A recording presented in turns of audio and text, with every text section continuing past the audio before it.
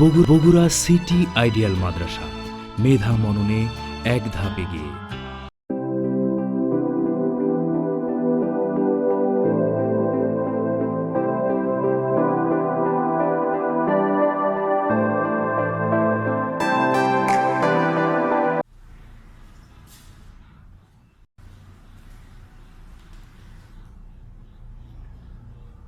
আসসালামু আলাইকুম ওয়া রাহমাতুল্লাহ।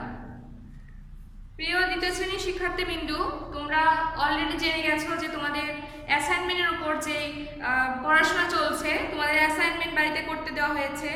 তো সেই অ্যাসাইনমেন্ট ভিত্তিক আজকে তোমাদের ক্লাস। তো আমি চলে এসেছি তোমাদের বাংলা ক্লাস নিতে। তো তোমাদের আজকে আমি বাংলা ক্লাসের প্রথম অ্যাসাইনমেন্ট অনুযায়ী ক্লাস নিব। তো এটা তোমাদের প্রথম সপ্তাহে তোমরা পেয়েছো প্রথম অ্যাসাইনমেন্ট। তো এই অ্যাসাইনমেন্ট ভিত্তিক কি কি তোমাদের পড়তে হবে এবং কি কি খাতায় লিখতে হবে এই বিষয়গুলো নিয়ে আলোচনা করতে আমি আজকে চলে এসেছি। তো আমি প্রথমেই যেটা বলতে চাই, তোমাদের অ্যাসাইনমেন্ট যেই প্রশ্নটা দেওয়া হয়েছে, তো সেখানের দিকে তোমরা যদি তাকাও, প্রথমে তোমাদের বিষয় দেওয়া আছে বাংলা। তো এখানে দেখো দুইটা বিষয় তোমরা দেখতে পাবে। একটা আছে যে বিষয়বস্তুর শিরোনাম।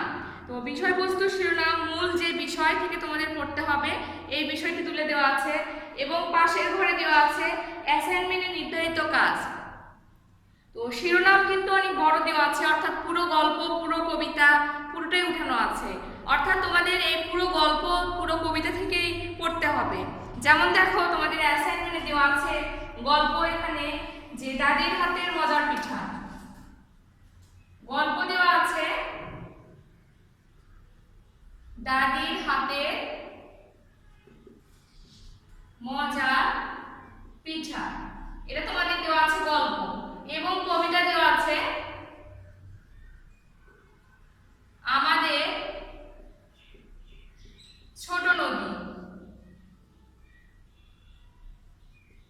দেখো এখানে দুইটা বিষয় উল্লেখ করা আছে, একটা গল্প, একটা কবিতা। আর এই শিরোনামে কিন্তু তোমাদের এই কথাগুলো উঠে দেওয়ার অর্থ হচ্ছে এখান থেকে মানে এই সংশ্লিষ্ট যতগুলো পড়া আছে এখানে প্রশ্ন উত্তর, শূন্যস্থান পূরণ, তারপরে হচ্ছে আর যদি কোনো কিছু থাকে যেমন শব্দার্থ, ডান বাম মিলকরণ, এই সব কিছু কিন্তু তোমাদের পড়তে হবে। এটা তোমাদের পড়ার বিষয়, তোমাদের অবশ্যই পড়তে হবে পুরো বিষয় থেকে। এবং লিখতে যখন তোমরা যাবে, অর্থাৎ অ্যাসাইনমেন্ট যে পেপারটা তোমাদের দেওয়া হয়েছে উত্তর লেখার জন্য, ওখানে পুরো গল্পের যা কিছু আছে সব কিছু লেখা সম্ভব নয়। এই জন্য ওখান থেকে তোমাদের নির্ধারিত কিছু কাজ দেওয়া আছে, যে কাজগুলো তোমাদের ওই খাতায় লিখতে হবে। তো সেটা দেওয়া আছে, দেখো এদিকে তাকাও। অ্যাসাইনমেন্টে যে নির্ধারিত কাজ তোমরা দেখতেই পাচ্ছ, এর আগের বছর তোমরা করেছো, তোমাদের অনেকেরই ভালোভাবে জানা আছে। তো এই নির্ধারিত কাজটুকু তোমাদের খাতায় লিখতে হবে। আবারও বলছি, শুধু তোমাদের যে অল্পটুকু পড়লেই হচ্ছে তা নয়, তোমরা অবশ্যই পড়বে পুরো অধ্যায় থেকে। অর্থাৎ গল্প যেমন দেওয়া আছে দাদির হাতের মজার পিঠা, কবিতা দেওয়া আছে আমাদের ছোট নদী। তো এই যে দুটি অংশ দেওয়া আছে এখানে দেখতেই পাচ্ছ, এই দুটি বিষয়ের সংশ্লিষ্ট যতগুলো প্রশ্ন উত্তর আছে সবগুলো তোমাদের পড়তে হবে। এটা হচ্ছে তোমাদের পড়ার বিষয়, মানে এই পুরোটাই তোমাদেরকে বাসায় বসে আয়ত্ত করতে হবে। পড়া এবং লেখা দুইটাই তোমাদের এটা বাসায় কমপ্লিট করতে হবে। এবং আমরা যে খাতাটা দিয়েছি এই খাতাটা তোমরা লিখবে অল্প কিছু, যে আমাদের নির্ধারণ করা যে কাজটুকু দেওয়া আছে এই নির্ধারণ করা কাজটুকু তোমরা ওই খাতায় লিখবে। তো সেই নির্ধারণ করা কাজগুলো কি দেওয়া আছে দেখো, তোমরা এই অ্যাসাইনমেন্ট পেপারে দেখতে পাবে যে 1 নং শব্দার্থ, অর্থাৎ শব্দার্থ লিখতে হবে, যেটা আছে তোমাদের বাংলা বোর্ড বইয়ে 33 এবং 38 নম্বর পৃষ্ঠায়। 33 নম্বর পৃষ্ঠায় আছে আমাদের ছোট নদী গল্প ভিত্তিক যে শব্দার্থ আছে, এবং 38 নম্বর পৃষ্ঠায় আছে দাদির হাতের মজার পিঠা, সেখান থেকে। দ্বিতীয়তে আছে ভাপা পিঠা বানাতে কি কি লাগে, এটা প্রশ্ন করেছে, উত্তর লিখবে। এবং 3 নম্বরে আছে এক কথায় উত্তর ক থেকে ও পর্যন্ত 33 পৃষ্ঠায়। এই কথা তোমাদের খাতায় লিখতে হবে। তো আমি আলোচনা করব আমাদের অনলাইন যে ক্লাস এতদিন তোমরা করেছো, সেখানে আমি যে পড়াগুলো করিয়েছি, তো সেখান থেকে জাস্ট নির্দিষ্ট অংশটুকু করাবো, আর যেটা করানো হয়নি ওটা আমি পুরোটাই করিয়ে দিচ্ছি। তোমরা অবশ্যই বোর্ডের দিকে লক্ষ্য রাখবে। আমাদের বইয়ের সিরিয়াল অনুযায়ী আমরা প্রথমে চলে যাচ্ছি আমাদের ছোট নদী কবিতায়, যেটা নিয়ে আমি তোমাদের সাথে এর আগে আলোচনা করেছি। আবারও অ্যাসাইনমেন্ট ভিত্তিকের ক্লাসের জন্য আমি আবারও রিপিট করছি, তোমরা অবশ্যই তোমাদের খাতায় এই প্রশ্নের উত্তরগুলো তুলে নাও। 1 নাম্বার শব্দার্থ আমি লিখে দিচ্ছি। প্রথমে আছে দেখো শব্দার্থগুলোর মধ্যে পাই পারি, আমি কিন্তু আগে বলেছিলাম। তো পারি অর্থ পার, পারি অর্থ পার। এরপর দেওয়া আছে হাঁক, হাঁক অর্থ চিৎকার করে ডাকা, চিৎকার করে ডাকা। ডাকা দুই ধরনের হতে পারে, একটা আস্তে এবং একটা চিৎকার করে ডাকা, সেটা হচ্ছে হাঁক। এরপরে আছে বাদল ধারা, বাদল ধারা। তো বাদল ধারা শব্দের অর্থ বৃষ্টির ধারা, বৃষ্টির, দুইটাই ধারা, বাদল অর্থ বৃষ্টি, তো সেটা তোমরা শুধু লিখবে বৃষ্টির ধারা। এভাবে তোমরা তোমাদের অ্যাসাইনমেন্ট পেপারে সুন্দর করে শব্দের অর্থগুলো ভালোভাবে লিখবে। এরপরে আছে খরতর, খরতর শব্দের অর্থ প্রবল, প্রবল বেগে যখন পানির স্রোত বয়ে যায় তো সে তখন তোমরা লিখবে কি প্রবল। এরপরে আছে সারা, সারা অর্থ আলোড়ন, বানানের দিকে খেয়াল রেখে তোমরা অবশ্যই ভালোভাবে লিখবে আলোড়ন। তারপরে আছে উৎসব, উৎসব অর্থ আনন্দের অনুষ্ঠান, আনন্দের অনুষ্ঠান, উৎসব অর্থ আনন্দের অনুষ্ঠান। এরপরে আছে নাওয়া, নাওয়া অর্থ গোসল করা, গোসল করা। আর এখানে আরেকটা আছে, নিচে লিখে দিচ্ছি বাঁকে বাঁকে, বাঁকে বাঁকে।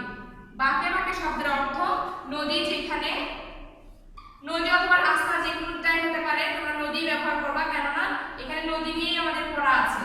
নদী যেখানে বেঁকে যায়। দেখো আমি একটা গল্পের পুরো শব্দার্থ লিখে দিয়েছি, এখানে যে কয়টি শব্দার্থ আছে তোমরা অবশ্যই এগুলো খাতায় তুলে নাও। আর তাছাড়া তোমাদের বইয়ের শেষের পাতায় এই শব্দার্থগুলো তোমরা পাবে। তো এখানে আমি লিখেছি পারি অর্থ পার, হাঁক অর্থ চিৎকার করে ডাকা, বাদল ধারা অর্থ বৃষ্টির ধারা, খরতর অর্থ প্রবল, সারা অর্থ আলোড়ন, উৎসব অর্থ আনন্দের অনুষ্ঠান, নাওয়া অর্থ গোসল করা, বাঁকে বাঁকে অর্থ নদী যেখানে বেঁকে যায়। এই কয়েকটি শব্দার্থ ছিল। তো এরপরে আমরা শব্দার্থ যেহেতু প্রথমে শুরু করেছি এবং শেষ করব শব্দার্থই দিয়ে, চলে যাচ্ছে আমাদের গল্প দাদির হাতের মজার পিঠা। এখানকার আমরা শব্দার্থগুলো লিখবো। তো আমি অবশ্যই এখানে লিখে দিচ্ছি, তোমরা তাড়াতাড়ি করে তোমাদের খাতায় উঠিয়ে নাও। দাদির হাতের মজার পিঠা গল্প থেকে যে শব্দার্থগুলো আছে সেই শব্দার্থগুলো আমি লিখছি। তো এখানকার শব্দার্থগুলোর মধ্যে আছে ধুম, প্রথমে আছে ধুম, ধুম, ধুম অর্থ জাঁকজমক, ধুম অর্থ জাঁকজমক। আমরা কথায় কথায় কিন্তু বলি অনুষ্ঠানটি খুব জাঁকজমক হয়েছে, তাহলে সেই ধুম অর্থ জাঁকজমক। এরপরে আছে ভানা, ভানা, ভানা অর্থ শস্য থেকে, শস্য থেকে খোসা ছাড়িয়ে নেওয়া, ছাড়িয়ে নেওয়া অর্থাৎ বা ছাড়িয়ে নেওয়া বা ছাড়ানো, সহজ কথায় তোমরা লিখবা ছাড়ানো, বড় করার দরকার নেই। তাহলে ধুম অর্থ জাঁকজমক, ভানা অর্থ শস্য থেকে খোসা ছাড়ানো, খোসা ছাড়ানো, তাহলে শস্য থেকে খোসা ছাড়ানো অর্থাৎ তোমরা দেখতেই পাও যে আমরা যখন ভাত খাই, ভাতটা কোথা থেকে আসে? চাল থেকে হয়। চাল কোথা থেকে আসে? ধান থেকে। ধান তো আমরা পুরোপুরি খেতে পারি না, তাই না? ধানকে আমাদের কি করতে হয়? ভাঙতে হয়। তো সেখান থেকে ভানা। তো ভানা অর্থই যে শস্য থেকে খোসাটা ছাড়িয়ে নেওয়া, অর্থাৎ ধানের উপরের খোসাটা আমরা ছাড়িয়ে নিয়ে তারপরে চাল থেকে আমরা ভাত খাই, আর সেখান থেকে চালের গুঁড়া এবং সেখান থেকে বিভিন্ন ধরনের পিঠা তৈরি হয়। তো সেটাই বলেছে ভানা অর্থ শস্য থেকে খোসা ছাড়ানো। এরপরে দেখো আছে অনুষ্ঠান, অনুষ্ঠান। তো অনুষ্ঠান শব্দের অর্থ উৎসব, অনুষ্ঠান শব্দের অর্থ উৎসব।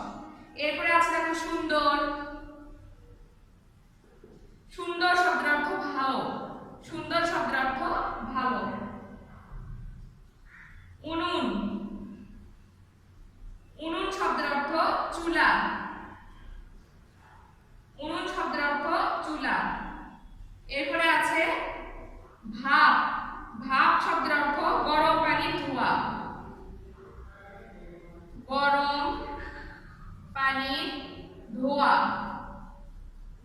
ধোঁয়া বের হয়, গরম পানির ভাপ আমরা দেখি যে আমরা যখন পানি চুলায় বসিয়ে দিব তখন অবশ্যই আমরা একটা ধোঁয়া দেখতে পাবো, সেটাই হচ্ছে ভাপ, গরম পানির ধোঁয়া। এরপর দেখো আরো আছে সিদ্ধ। সিদ্ধ, তো সিদ্ধ অর্থ আগুনের তাপে, আগুনের তাপে রান্না করা। সিদ্ধ অর্থ আগুনের তাপে রান্না করা। তো আমি এখানে লিখেছি কয়েকটা। এরপরে আরো আছে সিদ্ধ করে মজাদার, অঞ্চল এবং বিখ্যাত। আমি এই পাশে লেখার চেষ্টা করছি, তোমরা অবশ্যই এখানে দেখে তুলে নাও। এরপর আছে মজাদার। মজাদার, মজাদার অর্থ স্বাদের খাবার। দুধসায় ব ফলা কিন্তু এটা অবশ্যই স্বাদের খাবার।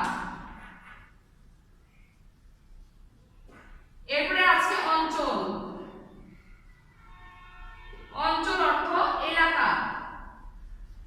এবং শেষে আছে বিখ্যাত। বিখ্যাত অর্থ নাম করা। বিখ্যাত অর্থ নাম করা। দেখো আমি লিখে দিয়েছি, আমাদের শব্দার্থর পালা শেষ, অর্থাৎ শব্দার্থ আমাদের শেষ হয়ে গেল এতক্ষণে। এখন আমি চলে যাচ্ছি আমাদের যে প্রশ্ন উত্তর লিখতে হবে। তো এখানকার যে প্রশ্ন উত্তর আছে এই কয়েকটি, এবং আমাদের ছোট নদী গল্প থেকে যে প্রশ্ন উত্তর আমি শর্টকাটে সবগুলো প্রশ্ন উত্তর লিখে দিব, যেগুলো তোমাদের লিখতে হবে আর যেগুলো তোমাদের জানতেও হবে। আমি সবগুলো লিখছি এখন। প্রশ্ন উত্তরগুলো তোমাদের সাজিয়ে লেখা আঁকা জরুরি, এটা বইয়ে সরাসরি দেওয়া নেই, এজন্য তোমরা এটা মনোযোগের সঙ্গে দেখে নাও। আমি প্রশ্ন লিখব না, শুধু উত্তর। নাম্বার ক, বাঁকে বাঁকে কি বয়ে চলে। নাম্বার ক, এটা হচ্ছে আমাদের ছোট নদী, বুঝতেই পারছো। এটা হচ্ছে তোমাদের পৃষ্ঠা নাম্বার 33 পৃষ্ঠার প্রশ্নের উত্তর। নাম্বার ক, বাঁকে বাঁকে কি বয়ে চলে, বুঝতেই পারছো। বাঁকে বাঁকে নদী বয়ে চলে। তোমরা শুধু উত্তর লিখবে, প্রশ্ন লেখার কোনো প্রয়োজনে প্রশ্ন লেখা যাবে না। বৈশাখ মাসে ছোট নদীর পানি কতটুকু থাকে। বৈশাখ মাসে ছোট নদীর পানি হাঁটু পর্যন্ত থাকে।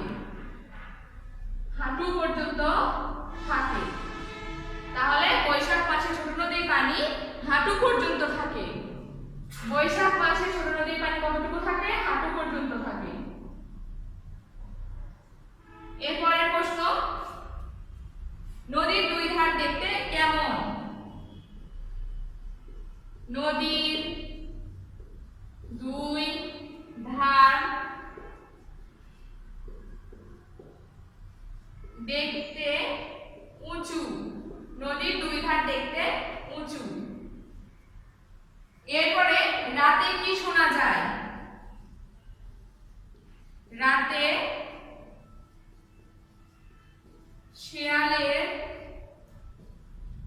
শেয়ালের হাঁক শোনা যায়। তোমরা কবিতায় অবশ্যই পড়েছো, রাতে কি হয়, রাতে উঠে থেকে থেকে শিয়ালের হাঁক, তোমরা অবশ্যই কিন্তু পড়েছো। তো তাহলে সেই হাঁকটা তোমাদের লিখতে হবে। রাতে শিয়ালের হাঁক শোনা যায়।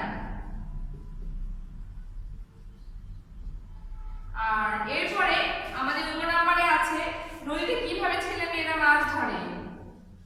নদীতে আঁচলে সাকিয়া ছেলে মেয়েরা মাছ ধরে।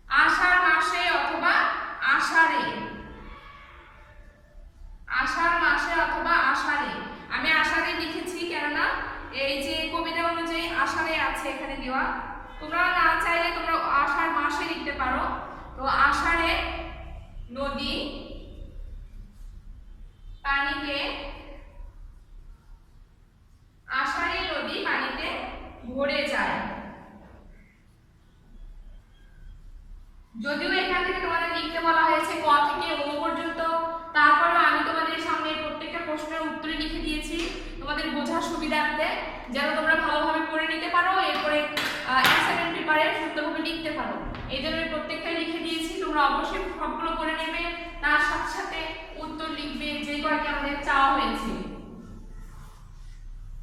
এরপরে চলে যাচ্ছি আমি দাদির হাতের মজার পিঠা গল্প থেকে। দাদির হাতের মজার পিঠা থেকে যে প্রশ্ন আছে এটা আছে 39 নম্বর পৃষ্ঠায়।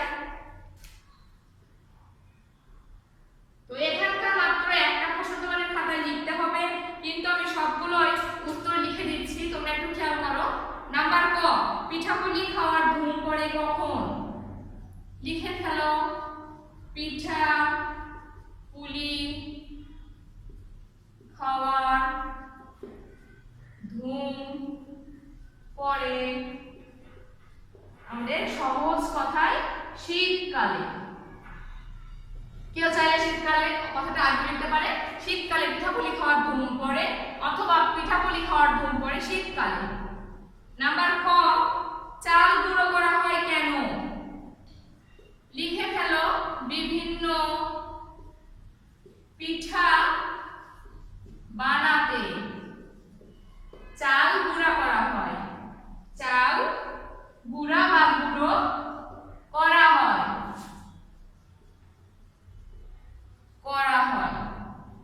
এরপরে নাম্বার গ, ভাপে সিদ্ধ পিঠাকে কি বলে? ভাপে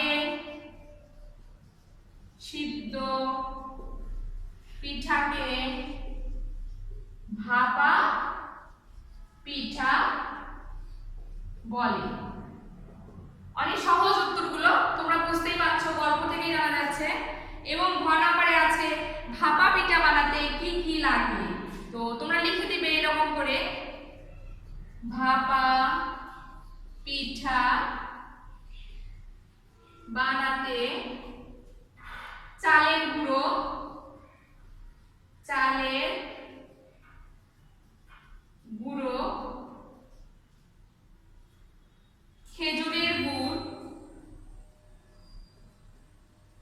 খেজুরের গুড় আর কোরা নারকেল লাগে। কোরা নারকেল লাগে। তো এটাই তোমাদের অ্যাসাইনমেন্টে নির্ধারিত কাজ। তো এইটাই, এই উত্তর অংশটুকু তোমাদের লিখতে হবে, কিন্তু যেহেতু শিখতে হবে এই জন্য আমি প্রত্যেকটা প্রশ্ন উত্তর লিখে দিয়েছি, তোমরা দেখতেই পাচ্ছ। তো ভাপা পিঠা বানাতে চালের গুঁড়ো, খেজুরের গুড় আর কোরা নারকেল লাগে। এইটুকু তোমরা যদি লিখতে পারো তাহলে তোমাদের অ্যাসাইনমেন্ট পুরোপুরি হয়ে যাবে।